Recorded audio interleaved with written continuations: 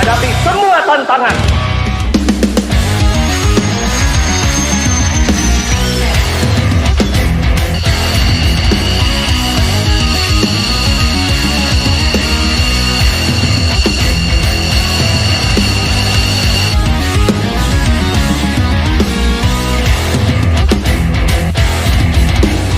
Warahmatullahi wabarakatuh.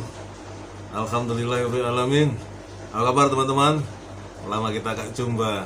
Rindu juga saya dengan kalian. Oke, melanjutkan sesi monitoring status Facebook teman-teman ya, yang kritis, yang cerdas, yang gahar ya. Maka kali ini kita akan kembali menikmati status-status teman-teman yang ikut. Kembali status Mr. Joni Prawoto ya, terkait dengan berita dari aparat sendiri ya, yang mengatakan, ini CNN yang memberitakan, aparat menyebut pendeta Paniel membeli senapan 1,415 M untuk KKB ya. Kemudian ada lagi pelecehan anak di gereja, geger pelecehan kepada 200.000 anak dilakukan oleh pastor dan rohaniam di Perancis. Kemudian ini link lain ya, tapi kemudian ada lagi KKB serang Polsek Sukapadi Irian Jaya. Artinya ini hal-hal peristiwa-peristiwa ketika yang menjadi pelakunya adalah non muslim, itu ada pembiaran ya kan. Karena kemudian Mr. Joni Prawoto menulis yang diburu Densus 88 selalu umat Islam dan ulama, mulai dari Ustadz Kampung Siono ya, yang di Klaten kemarin, pergi dari rumah ke musola, ke masjid, nggak pulang, sekian hari pulang jadi mayat. Kemudian sampai Ustadz Nasional, anggota MUI. Siapa Densus 88 itu? Ya tadi yang saya jelaskan ya, dia dari proses pendiriannya dia didanai oleh negara luar ya. Ini kan pasti tidak akan lepas dari suatu kepentingan negara luar itu, agenda mereka. Yang lucunya ini, kita ini terbeli gitu loh ya, jadi kita ini terbeli dan mudah dibeli, apalagi korban dicopot itu. Kemudian status Muhammad Rizky Nur Akbar mengutip Indonesian Cyber ya, ini hurufnya gede-gede ini. Wahai tuan penghutang, berhentilah tuan bekerja. Siapa maksudnya?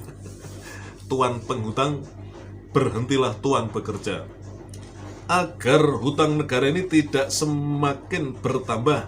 Sebab hasil kerjanya tuan itu bukan menghasilkan uang, tapi menghasilkan hutang, dan hutang. Ya ini ya, dengan sangat mudah kita mengerti siapa yang dimaksud sebagai raja hutang, ya, spesialis hutang ya. Memang modalnya hanya hutang. Dulu ketika di awal 2014 kan uangnya sudah ada, tinggal kita mau kerja apa enggak, uangnya sudah ada. Dengan sangat pede. Ternyata duitnya memang duit utang, dan utang yang riba yang sangat luar biasa, karena pemberi utangnya negara komunis ya. Mana mikir dia soal akhirat segala macam, dan agendanya memang ingin aneksasi sebuah negara melalui jalur ekonomi ya kan. Gak perlu perang, cukup kasih gelontorin utang aja ya kan, sampai akhirnya nggak bisa bayar, seperti yang terjadi di beberapa negara Afrika, kemudian di Sri Lanka ya kan, sudah terbeli ya kan. Berikut ini dari Tony BBS. Kalau statusnya kali ini saya membuat saya marah ini, karena ini kaitannya dengan seorang pendeta yang punya sebutan Romo Beni Susetio. Nah, kalau Romo itu biasanya Katolik ya, tapi ini yang jelas Beni Susetio. Ini dari dulu saya nggak suka dengan manusia satu ini ya. Dia membuat cuitan di Twitter, MUI harus berbenah, jangan jadi sarang kelompok radikal. Gila kan? Ini orang luar tapi ngurusin umat Islam itu ya. Keimanannya beda, agamanya beda, ngurusin umat Islam. Dan dalam konteks menyudutkan lagi.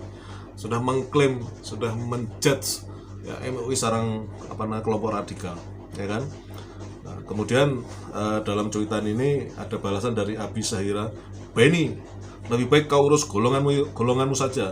Itu di Papua banyak pendeta jadi pemasok senjata untuk teroris. Jangan pula kau makan gaji buta sebagai anggota BPIP, hasil kerjanya nol besar. Ya, ini si Beni Bangsat ini, dia anggota BPIP ya kan, yang ada suka bikin ribut antara anak bangsa seperti sekarang ini ya. Ini saya paling muak dengan yang katanya disebut sebagai Romo Beni Susetio ini. ya. Ini biang kerok ya. Harusnya kalau dia rohaniawan itu kan statement-statementnya itu yang menyejukkan, tapi dia malah enggak ya. Dia enggak beda dengan buzzer, dia enggak beda dengan provokator. Berikutnya ini sebenarnya dari video, tapi saya screenshot ya. Dari Yan, nama samaran lah nih. Kemudian video itu menggambarkan kegiatan tablik akbar bersama Kiai Haji Abdul Qohar Al-Qudsi, ya, Laskar Pencinta Habaib dan ulama di Pondok Pesantren Darul Amin Sampang Madura tanggal 15 November. Saya sudah menyaksikan videonya, ini saya screenshot saja ini ya. Tidak saya tayangkan videonya, saya screenshot. Di situ saya lihat nyaris ya, karena mungkin 1-2 nggak tertangkap oleh penglihatan saya dari video itu. Tidak ada yang pakai masker dan jarak rapat, nggak ada physical distancing ya. Alhamdulillah, ini saya senang ini. Tablik akbar yang seperti yang dulu itu ya, lebih-lebih yang seperti 212 ya kan, 14 juta orang berkumpul ya dengan damai, satu rumput pun tidak terinjak ya kan ya. Jadi ini supaya memberikan gambaran bahwa COVID itu sebetulnya sekarang ya, dulu COVID ada, memang faktanya ada yang mati juga. Ya, sekarang udah nggak ada, tapi tetap dibikin ada karena itu berkaitan dengan bisnis. Ya, PCR dan lain-lain ya kan. Bisnis yang berhubungan dengan itu. Kemudian persoalan politik bisa dijadikan sebagai tameng, sebagai bumper, sebagai ya sekarang katanya nanti ada penyekatan lagi ya, PPKM diberlakukan lagi ya kan. Emangnya COVID itu keluyuran terus itu ya kan, ada penyekatan, tapi tahun baru dan Natal tidak disekat, nanti menyekatnya nunggu kalau pas hari rayanya umat Islam kan, begitu kan ya. Dan sekaligus sebagai cara untuk mengantisipasi supaya tidak ada demo ya, karena dengan alasan undang-undang kan, peraturan PPKM tidak boleh ada pergerakan manusia ya, gitu aja. Nah, jadi jangan dungu lah itu. Saya udah yakin COVID nggak ada.